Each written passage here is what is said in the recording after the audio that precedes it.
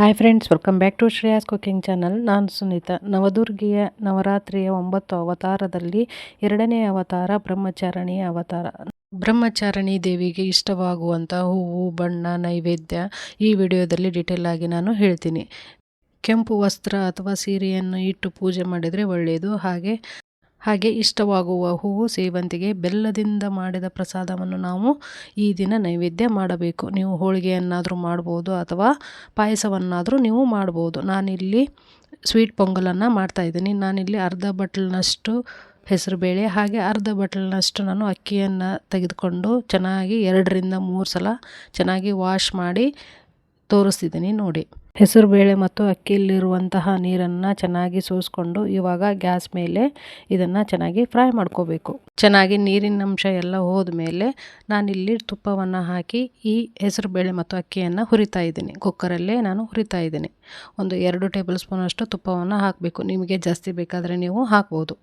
ಬೆಲ್ಲದಿಂದ ಮಾಡಿದ ನೈವೇದ್ಯ ಬ್ರಹ್ಮಚಾರಿಣಿ ದೇವಿಗೆ ತುಂಬಾ ಪ್ರಿಯವಾದದ್ದು. ನೀವು ಹೋಳಿಗೆ ಅಥವಾ ಬೆಲ್ಲದಿಂದ ಮಾಡಿದ ಪಾಯಸ ಅಥವಾ ಬೆಲ್ಲವನ್ನು ನೀವು ದೇವಿಗೆ ಅರ್ಪಣೆ ಮಾಡಬಹುದು.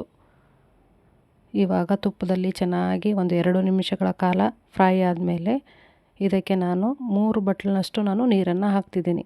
ಇದು ಮುಳುಗೋವರೆಗೂ ನೀವು ನೀರನ್ನು ಹಾಕಿ 3ರಿಂದ 4 ವಿಸಿಲ್ ಕೂಗಿಸ್ಕೋಬೇಕು.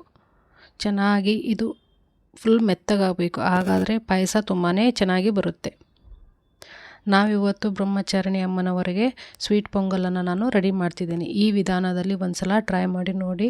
ನವರಾತ್ರಿಯ ಈ ವಿಶೇಷ 9 ದಿನಗಳಲ್ಲಿ ನಾವು ಮಾಡಬಹುದಾದಂತಹ ಎಲ್ಲ ಸ್ವೀಟು ಮತ್ತು ಹೂವು, ಬಣ್ಣ ಹಾಗೆ ನೈವೇದ್ಯದ ಫುಲ್ ಡೀಟೇಲ್ಸ್ ವಿಡಿಯೋವನ್ನು ನಾನು ನಮ್ಮ ಚಾನಲಲ್ಲಿ ಅಪ್ಲೋಡ್ ಮಾಡ್ತಾ ಇರ್ತೀನಿ. ದಯವಿಟ್ಟು ನೋಡಿ, ಸಬ್ಸ್ಕ್ರೈಬ್ ಮಾಡಿ, ನಿಮ್ಮ ಫ್ರೆಂಡ್ಸ್ ಆ್ಯಂಡ್ ಫ್ಯಾಮ್ಲಿಗೆ ಈ ವಿಡಿಯೋವನ್ನು ತಪ್ಪದೇ ಶೇರ್ ಮಾಡಿ.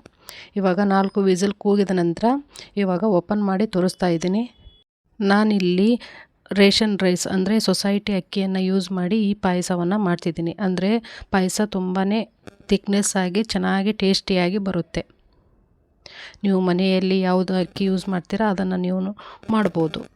ನೋಡಿ, ಈ ಥರ ಸ್ಮ್ಯಾಶ್ ಮಾಡಿ ಇವಾಗ 2 ಬಟ್ಲಿನಷ್ಟು ಬೆಲ್ಲವನ್ನು ನಾನು ಹಾಕ್ತಿದ್ದೀನಿ. ಯಾವ ಬೌಲಲ್ಲಿ ನೀವು ಹೆಸರುಬೇಳೆ ಮತ್ತು ಅಕ್ಕಿಯನ್ನು ತೆಗೆದುಕೊಳ್ತಿರಲ್ಲ ಅದೇ ಸೇಮ್ ಬೌಲಲ್ಲೇ ನೀವು ಬೆಲ್ಲವನ್ನು ಹಾಕಬೇಕು. ಇವಾಗ 1 ಬೌಲ್ನಷ್ಟು ನಾನು ಹಾಲನ್ನು ಇದಕ್ಕೆ ಸೇರಿಸಿ ಚೆನ್ನಾಗಿ ಮಿಕ್ಸ್ ಮಾಡ್ತಿದ್ದೀನಿ.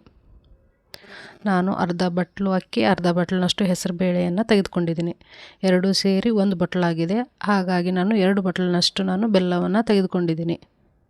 ನೀವು ಟೇಸ್ಟ್ಗೆ ಅನುಗುಣವಾಗಿ ನೀವು ಬೆಲ್ಲವನ್ನು ಹಾಕ್ಬೋದು. ಇವಾಗ 1/4 ಟೇಬಲ್ ಸ್ಪೂನಷ್ಟು ಏಲಕ್ಕಿ ಪುಡಿ ಹಾಗೆ 1 ಬೌಲ್ನಷ್ಟು ಹಸಿ ಕೊಬ್ಬರಿ ತುರಿ ಹಾಗೆ 1 ಪಚ್ಚ ಬಾಳೆಹಣ್ಣನ್ನು ಕಟ್ ಮಾಡಿ ಹಾಕಿದ್ದೀನಿ. ಈ ಥರ ಹಾಕೋದ್ರಿಂದ ನೀವು ಟೆಂಪಲ್ನಲ್ಲಿ ಮಾಡುವಂತಹ ನೈವೇದ್ಯ ಸೇಮ್ ಹಾಗೆ ಆಗುತ್ತೆ.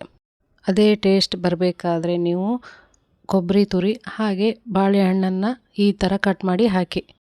ಇವಾಗ ತುಪ್ಪದಲ್ಲಿ ಹುರ್ಕೊಂಡಿರುವಂತಹ ಗೋಡಂಬಿ, ಬಾದಾಮಿ, ದ್ರಾಕ್ಷಿಯನ್ನು ನಾನು ಇದಕ್ಕೆ ಸೇರಿಸಿ ಚೆನ್ನಾಗಿ ಒಂದು ಸಲ ಮಿಕ್ಸ್ ಮಾಡ್ತಿದ್ದೀನಿ. ತುಂಬಾ ಟೇಸ್ಟ್ಫುಲ್ಲಾಗಿ ತುಂಬಾ ಈಸಿಯಾಗಿ ನೀವು ಮನೆಯಲ್ಲೇ ಮಾಡ್ಕೋಬೋದು. ಕೇವಲ ಒಂದು 10ರಿಂದ 15 ನಿಮಿಷದಲ್ಲಿ ಈ ಸ್ವೀಟ್ ಪೊಂಗಲ್ ರೆಡಿ ಆಗುತ್ತೆ ನೋಡಿ. ಈ ಥರ ಚೆನ್ನಾಗಿ ಕುದಿ ಬಂದ ಮೇಲೆ ಇವಾಗ ರೆಡಿಯಾಗಿದೆ ಬ್ರಹ್ಮಚಾರಿ ಅಮ್ಮನವರಿಗೆ ಸಿಹಿಯಾದ ಪೊಂಗಲ್. 2ನೇ ದಿನದ ನವರಾತ್ರಿಯ ನವದುರ್ಗಿ ಅವತಾರದಲ್ಲಿ ಬ್ರಹ್ಮಚಾರಿಣಿ ಅಮ್ಮನವರಿಗೆ ಸ್ವೀಟ್ ಪೊಂಗಲ್ ರೆಡಿಯಾಗಿದೆ. ನೈವೇದ್ಯಕ್ಕೆ ನೀವು ಕೂಡ ಈ ಥರ ಮಾಡಿ ನೈವೇದ್ಯನ ಮಾಡ್ಬೋದು. ಮತ್ತೆ ಹೊಸ ರೆಸಿಪಿ 3ನೇ ದಿನದ ಹೊಸ ರೆಸಿಪಿಯೊಂದಿಗೆ ನಾನು ನಿಮ್ಮನ್ನು ಭೇಟಿ ಆಗ್ತೀನಿ. Watching for my videos. Thank you.